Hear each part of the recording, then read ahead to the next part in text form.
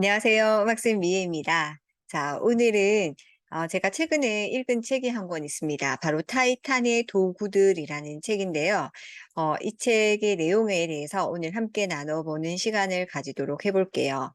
타이탄이라는 뜻은 거인이란 뜻입니다. 그래서 어떤 한 분야에 성공을 이룬 사람들의 생각과 습관은 어떤 것들이 있는지에 대해서 다루고 있는 그런 책인데요. 제가 생각했을 때 조금 더 감동이 있었고, 좀 메모해 두고 싶다 하는 부분을 좀 정리해 봤어요. 그래서 여러분에게 소개해 드리고 싶어서 이렇게 영상을 찍어 봅니다. 함께 보시겠습니다. 독창적이고 창의적인 인물이 되는 선결 조건으로 해석력을 들었다. 우리가 완전히 새로운 것을 만들어낼 기회는 거의 없다. 기존의 것들을 독창적으로 창의적으로 해석하는 게 크리에이티브의 본질일지도 모른다. 창의력은 창의력은 창의적 해석력이다. 독창성은 독창적인 해석력이다.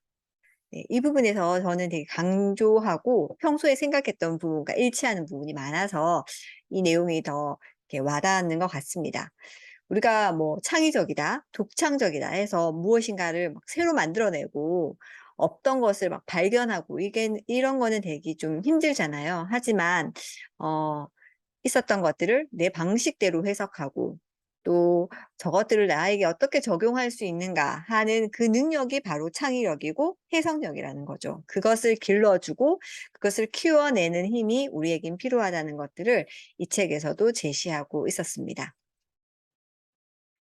오늘 할 일 목록을 작성하는 대신에 오직 나만의 할 일 목록을 만들 것을 주문했다.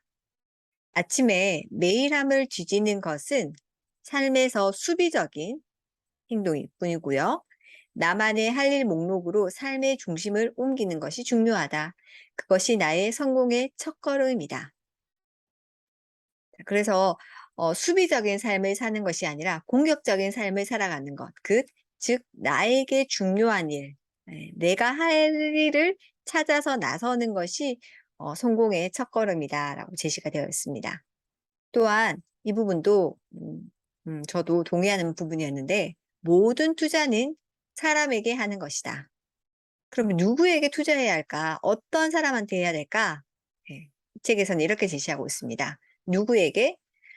출퇴근이 2~3시간씩 걸리는 멀고 힘든 그런 곳에 살면서도 항상 표정이 밝은 사람이 주변에 있다면 바로 당신이 찾고 있는 그 사람이다라고 제시가 되어 있어요. 그래서 항상 모든 것에서 감사하고 긍정적인 얼굴의 표정이 밝은 사람, 그 사람에게 여러분 투자해 주시기를 그러면 여러분의 삶에 좀 더 괜찮은 투자자가 되실 수 있으실 것 같습니다. 어떤 분이 떠오르시는가요? 네, 그분에게 한번 투자해 보십시오. 다음 보겠습니다. 갑자기 우울해지고 절망의 나락으로 떨어지는 기분이 들 때의 처방이다. 네, 우리가 우울해지고 뭐 갑자기 막 슬퍼질 때 그럴 때가 있잖아요. 그때 해결할 수 있는 방법은 그날 가장 중요하게 생각하는 일 한 가지에 2~3시간씩 집중하면 괜찮은 하루를 살게 된다. 슬럼프 탈출에도 효과 만점이다. 오로지 한 가지에 집중하는 시간, 2~3시간이 성과 한 가지를 남길 수 있었다고 합니다. 단 이때 2~3시간은 뭐 10분, 뭐 10분, 10분 이렇게 모여서 2~3시간이 아니고 쭉 이어서 집중해서 2~3시간을 보내왔을 때 뭔가 뿌듯하고 내가 오늘 하루 열심히 뭔가 잘했다, 잘 이루었다, 만족한다 이런 기분을 가지고 있어서 그런 힘든 기분, 다운되는 마음을 어, 바꿀 수 있게 슬럼프를 극복할 수 있다고 합니다. 이런 것도 있는데요. 어떤 창조적인 프로젝트를 하는 게 좋을지 잘 모를 때가 있다. 그렇죠. 프로젝트 뭔가를 해야 될 것 같은데, 뭔가 좀 창의적이고 괜찮은 거 없나? 이런 생각이 들 때 무엇을 해야 될지 모를 때가 있잖아요. 그때는 어떻게 하냐면, 재밌습니다. 그때는 자신의 분노를 따라가 보아라. 내가 그랬던 것처럼 그곳에 소득이 있을 것이다. 오타가 좀 있네요. 예. 자신이 분노를 했던 그 상황, 그 어떤 현상, 그것을 프로젝트로 삼아서 한번 해결을 해 본다면 소득이 분명히 있을 거라고 제시가 되고 있습니다. 한번 고민해 보시죠. 내가 분노하는 시점, 어떤 것들이 있는지 그것을 해결하는 프로젝트를 한번 만들어 보시기를 바랍니다. 사람들은 보통 좋아하는 일에 더 많은 시간을 쓰려고 노력한다. 그러나 사실 싫어하는 일을 하는데 얼마나 더 적은 시간을 썼느냐가 그 시간의 소비를 결정합니다. 좋아하는 일을 하는데 많은 시간을 내는 것은 사실 불가능하지만 싫어하는 일을 빨리 해치우는 건 노력을 통해서 가능합니다. 가능한 것을 해야 한다는 것이죠.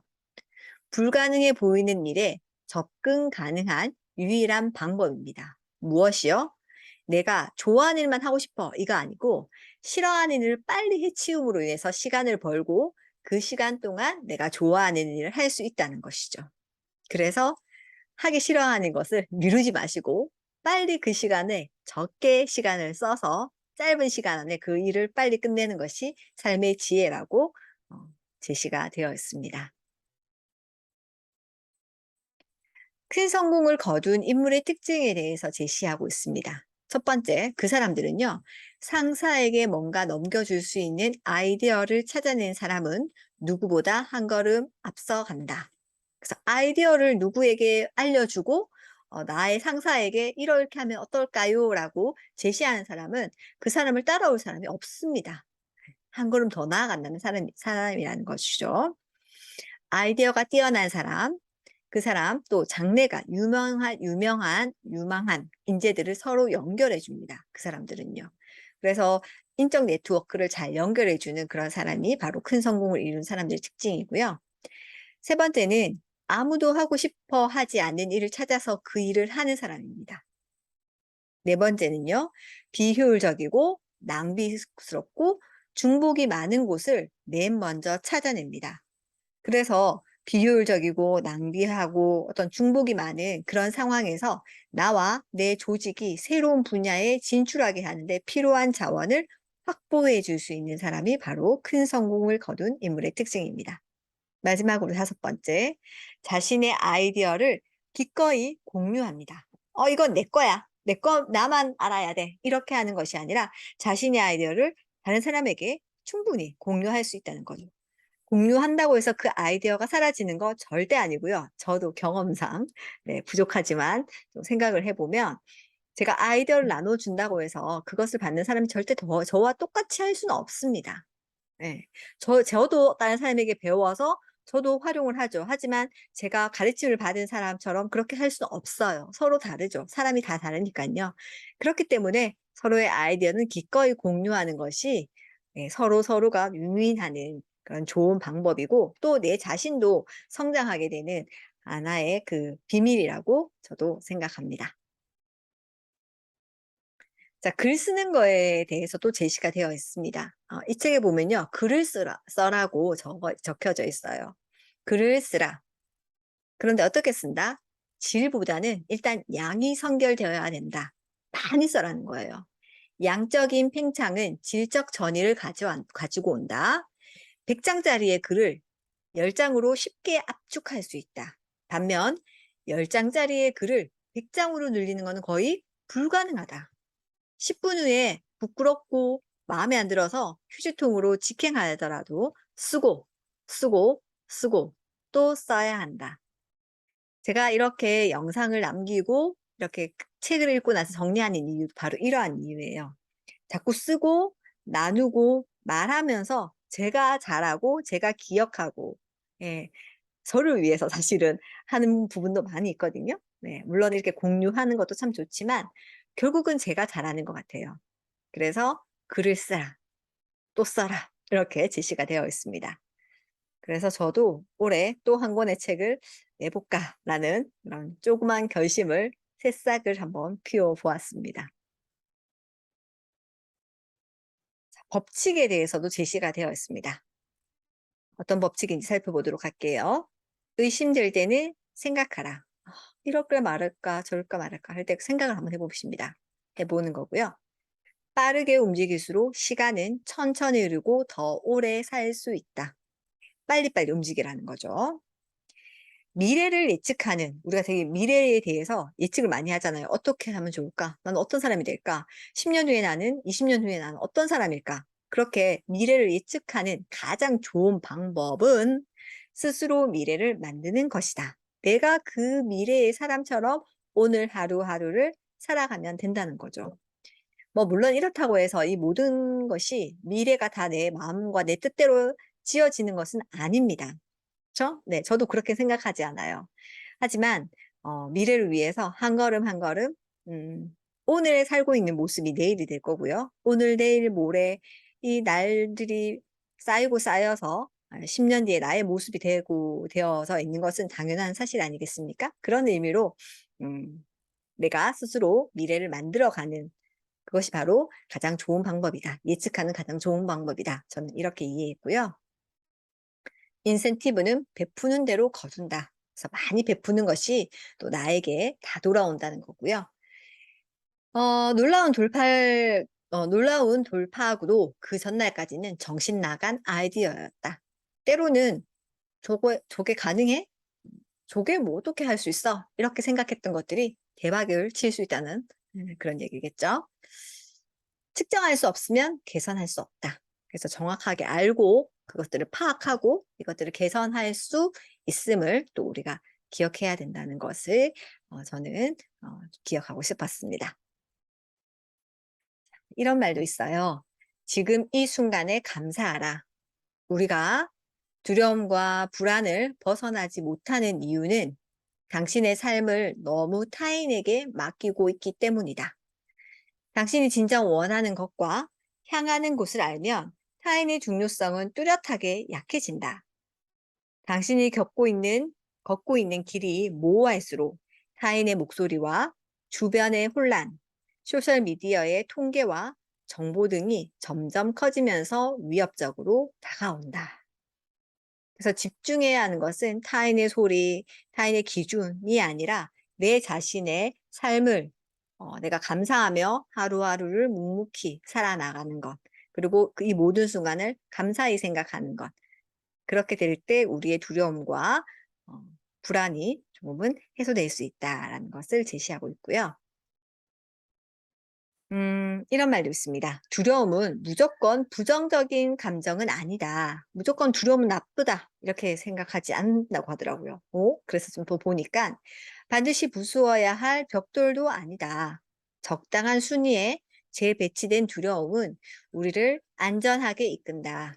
인생은 용기의 양에 따라 줄어들거나 늘어난다. 그래서 항상 어느 정도 긴장을 하고 적당한 두려움을 가지고 또 적당하게 두려움을 가지고 생활해 나갈 때 또 그만큼 더 준비할 수 있고 겸손할 수 있는 것이 아닌가 그렇게 이해를 하고 생각을 해 보았습니다. 사람에게 내가 원하는 반응과 피드백을 얻지 못할 때 우리는 상처를 받는다. 분노와 좌절을 느끼고 우울에 휩싸인다. 이것을 효과적으로 치유하는 방법은 먼저 따뜻하고 평화로운 피드백을 상대방에게 건네는 것이다. 이것이 타인이 아니라 내가 통제하는 삶을 사는 지혜이다. 상처를 받지 않으려고 노력하기보다 마음껏 부드러움과 나의 연약함, 취약함을 드러내라. 나는 당신을 해치지 않아요 라고 말하면 상대는 마음을 연다. 나는 당신을 사랑합니다 라고 말하면 상대는 더 활짝 마음을 연다. 내 자존감을 높이는 방법은 타인을 따뜻하게 인정하는 것이다. 그래서 내가 상대방에게 인정받고 상처받지 않으려고 노력하려고 나를 곤두세워서 나에게 뭐 안 좋은 소리만 해봐. 나를 공격하기만 해봐. 이렇게 하면서 날카롭게 있는 것이 아니라 나는 당신을 사랑합니다. 나는 당신을 해치지 않아요. 우리 좋은 관계를 이루었으면 좋겠어요. 저도 연약하고 저도 참 부족한 사람입니다. 이런 것들을 나타낼 때 서로서로의 관계가 좀 더 좋아지고 평안한 관계가 된다는 것을 얘기하고 있는 것 같습니다. 이제 거의 마지막입니다. 마지막입니다.